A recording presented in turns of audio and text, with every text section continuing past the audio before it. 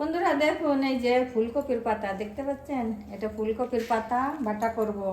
ওর মধ্যে ধনে শাক দেব, আর এই যে চিংড়ি মাছ দেখতে পাচ্ছেন, এই চিংড়ি মাছ দিয়ে এই সব দিয়ে বাটা হবে। কপির পাতা, চিংড়ি মাছ, ধনের পাতা আর কপির পাতা এইগুলো ভেজে নেবো। আগে ভেজে নিয়ে বাটা করব।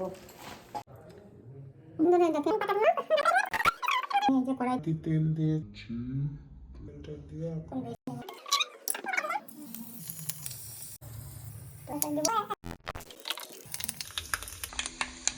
দিয়ে দেবো।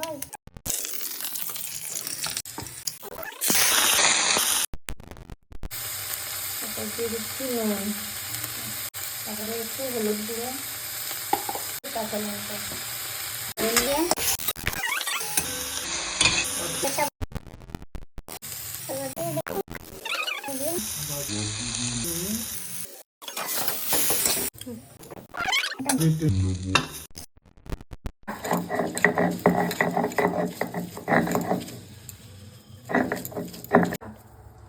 হ্যাঁ দেখুন বন্ধুরা, এই যে বাটা কমপ্লিট আমার।